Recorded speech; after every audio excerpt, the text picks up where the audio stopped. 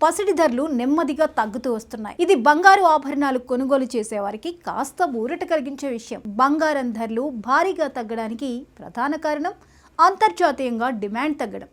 బంగారం ధరకు స్టాక్ మార్కెట్కు అవినాభావ సంబంధం ఉంది. స్టాక్ మార్కెట్ నష్టపోయినప్పుడల్లా బంగారం ధర పెరుగుతుంది. ఎందుకంటే ఇన్వెస్టర్లు తమ పెట్టుబడులను స్టాక్ మార్కెట్ నుంచి తరలించి బంగారం వైపు మళ్లిస్తుంటారు. బంగారం సురక్షితమైన పెట్టుబడి. అయితే ఎప్పుడైతే స్టాక్ మార్కెట్ లాభాల బాటలో ఉంటుందో అప్పుడు ఇన్వెస్టర్లు మళ్ళీ బంగారం నుంచి పెట్టుబడులను ఉపసంహరించి స్టాక్ మార్కెట్లో పెడుతుంటారు. అప్పుడు బంగారానికి డిమాండ్ తగ్గి ధరలు దిగి వస్తాయి. అయితే బంగారం ధరలు తగ్గడానికి ఇంకో కారణం కూడా ఉంది. డాలర్ బలంగా ఉండటం. ఇతర కరెన్సీలతో పోల్చి చూస్తే డాలర్ విలువ ప్రస్తుతం భారీగా పెరిగింది. దీంతో బంగారం ధరలు తగ్గిపోతున్నాయి. అయితే బంగారం ధరలు గత కొంతకాలంగా డిమాండ్ పెరగడానికి ప్రధాన కారణం చైనా అని చెప్పొచ్చు. చైనాకు చెందిన central bank people's bank of China దాదాపు 1000 మెట్రిక్ టన్నుల బంగారాన్ని గత 10 సంవత్సరాల్లో కొనుగోలు చేసింది.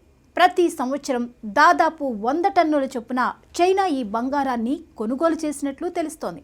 2023లో మాత్రం చైనా అత్యధికంగా దాదాపు 250 టన్నుల వరకు బంగారాన్ని కొనుగోలు చేసింది. ప్రస్తుతం చైనా వద్ద దాదాపు 2300 టన్నుల బంగారం అందుబాటులో ఉంది. చైనా తన పెట్టుబడులను ఎక్కువగా బంగారం రూపంలో నిల్వ చేసుకుంది. దీనికి కారణం అమెరికా డాలర్పై ఎక్కువగా ఆధారపడకుండా ఉండేందుకు చైనా ఈ నిర్ణయం తీసుకుంది. అంతేకాదు ఇతర అసెట్ క్లాసెస్తో పోల్చితే బంగారం సురక్షితం. ముఖ్యంగా ప్రపంచవ్యాప్తంగా స్టాక్ మార్కెట్లు దెబ్బతింటున్న నేపథ్యంలో పశ్చిమ దేశాలపైన ఆధారపడకుండా ఉండడానికి, ఆర్థికంగా బలపడేందుకు తన పెట్టుబడులను బంగారం పైన ఎక్కువగా పెట్టేందుకు చైనా మొగ్గు చూపింది. దీంతో బంగారం ధరలు ఆకాశాన్ని అంటాయి. గడిచిన 10 సంవత్సరాల్లో బంగారం ధర దాదాపు 3 రెట్లు పెరిగింది. గత 5 సంవత్సరాల్లో దాదాపు రెట్టింపైంది.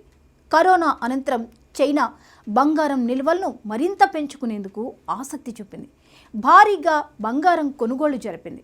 బంగారం పెరగడానికి ఇది ఒక కారణంగా విశ్లేషకులు అభిప్రాయపడుతున్నారు. అయితే ప్రస్తుత పరిస్థితులు మారుతున్నాయి. చైనా ఆర్థిక మాంద్యం వైపు అడుగులు వేస్తుంది. ప్రస్తుత గణాంకాల ఆధారంగా చైనా వృద్ధి రేటు 3% మేర తగ్గింది. చైనా పారిశ్రామిక ప్రగతి కూడా తగ్గుతోంది. కారణం అమెరికా విధించిన సుంకాలు. దీంతో చైనా ఆర్థిక ప్రగతి ప్రశ్నార్థకంగా మారింది.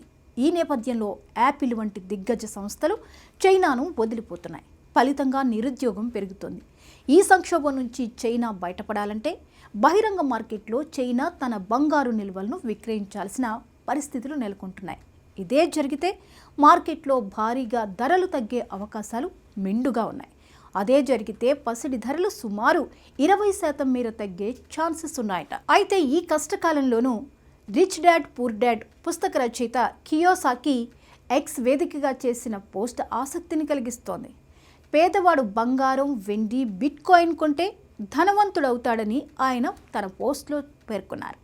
2035 కల్లా ఔన్స్ బంగారం $30,000 వెళ్తుందని, ఇక వెండి ధర $3,000, ఒక బిట్ కాయిన్ ధర $1 మిలియన్ చేరుతుందని సూచిస్తున్నారు. అంతేకాదు పేదవాడు కూడా ధనవంతుడు అయ్యే మంచి ఛాన్స్ అంటున్నారు. భయంతో కొనకుండా ఆగిపోతే నష్టపోతారంటూ పేద మధ్యతరగతి వారికి కియోసాకి సలహా ఇస్తున్నారు. సరైన సమయంలో సరైన చోట ఇన్వెస్ట్ చేయడం మంచిదని, మీరు చేసే పొదుపు మిమ్మల్ని ధనవంతులుగా మారుస్తుంది అంటూ సూచన చేస్తున్నారు. సో బంగారం ధరలు పెరిగినా భయపడకుండా చేయాల్సిన పొదుపు సరైన చోట చేస్తే ధనవంతులు అయ్యే అవకాశం ఉంటుంది అంటూ కియోసాకి చెప్తున్నారు. సో బంగారం ధర పెరిగినా భయపడాల్సిన పని లేదు. భవిష్యత్తులో ఇంకా పెరిగే ఛాన్సెస్ ఉంటాయి. అప్పుడు పేదవాడు కూడా ధనవంతుడుగా అయ్యే అవకాశం ఉంటుంది అంటున్నారు. సో చూద్దాం ఏం జరుగుతుందో.